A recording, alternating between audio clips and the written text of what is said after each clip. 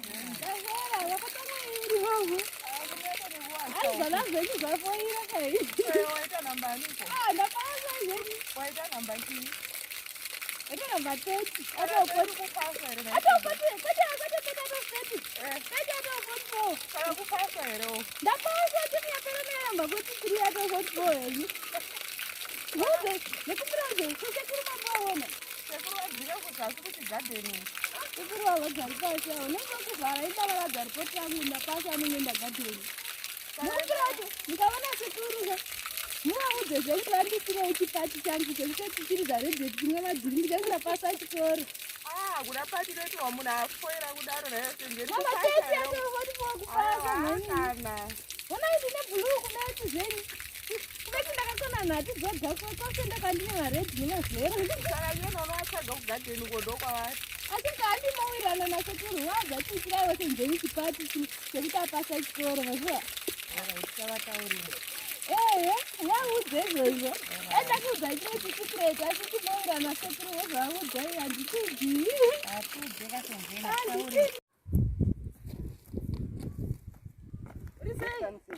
Uri bhoko mazuva nepi? Tinorima zve. Kusekuru mambavona? Sekuru, hadzika kugadheni. Vedu wende ndakuitirwa pati zveni. Pati changu chekuti ndapasa chikoro. Ndapasa ere? Ndapasa chikoro matete anongoti wo.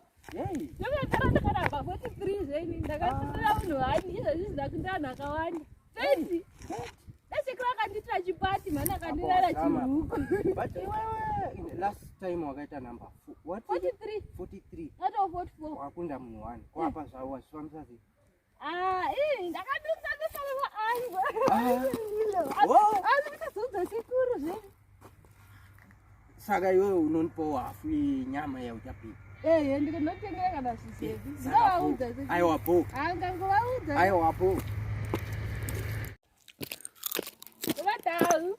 Yes senzeni. Uri sei? Ndizvaiti. Chete chiredhiyo chenyu Chiredhiyo changu. muzandiridzirawo zvinhu ndakitigwa pati zvenyu. Oh. Daisekuru akanditira pati vabvira nemhaka yei. Nei. Tapasa ndapasa tavhara. Mavhara? Ndavhara ndapasa inona inhamba yangu. Zvamashura na. Vatete ato 44. Itemu yapera ndakati namba 43 ato 44 zveni ndakakunda munhu hani zvenyu. Apa nhasi ndaita namba 30 ato 44. Sekuru anondofara nhasi. Ungachikoperani ngonasi? Anambokopera ini. Wakaita sei? Ndikodzera ndakaita.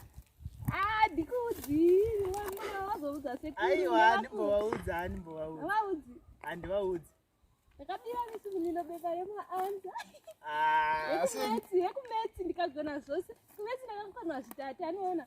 Nekose kune maredhi netsi ndakadzipasa. Saka ukabira sei Mr. Mulilo bepa rako? Misimulilo. Ndakaribhombora bepa ravo mukatanera testi mumabhuku avo. Ndikakopera vakanditsvaga vakanditsvaga. Sekuru wako nhasi anofara na. Varikahe sekuru kuva. Sekuru wamboenda kumagadheni uku kwavari kugadzira mbedha. Ekuru vafunga nhamo dzei makagara. Kana ndandiri kugadheni zvaneta muzukuru. Vafunga nhamo.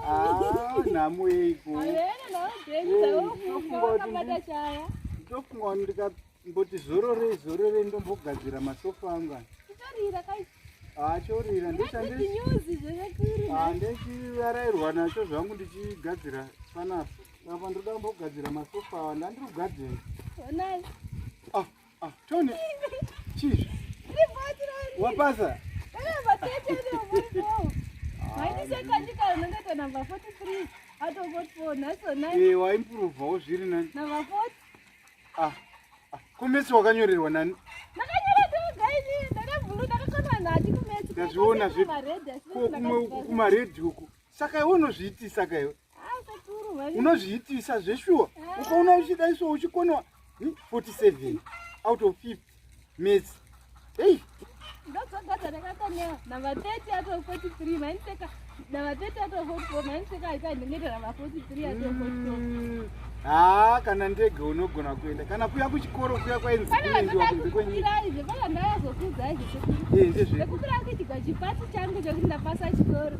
Chato tichiridza redhiyo vanhu vachimwa madoro vamwe tichimwa madhiringi tichitamba redhiyo. Mundisenze Ndapasa Chikoro. Chipati changu chamungoita zari kuti senze Ndapasa Chikoro. Zvakaoma mwanangu. Zvandogona kuita panyaya yako mwanangu. Wapasa zvakanaka meni. 47. Hatunoziva sijongwe riya rihombe pamba riya. Riya nhasi manheru tinouraya. Asi pati hatingaiti mwanangu. Ndoda kuti uite nhamba isina mwana. Next term unofanira kuita nhamba isina mwana. Uri kuzvinzwa mwanangu? Woita number 1, number 2, number 3 kusvika pa9. Ndokuti ndikutengere chipati. Mungatengera chibhasikoro kuti chekina nacho. Chibhasikoro ndinotenga, bvudzi ndokugadzirisa musoro. Woita sezvandareva mwanangu. Uverenge futi sezvawakaita pametso, wazvinzwa? Ndadada newe mwanangu. Kana pandari ndogona kuvataurira. Ndoenda kumba. Aiwa, ndomwodo.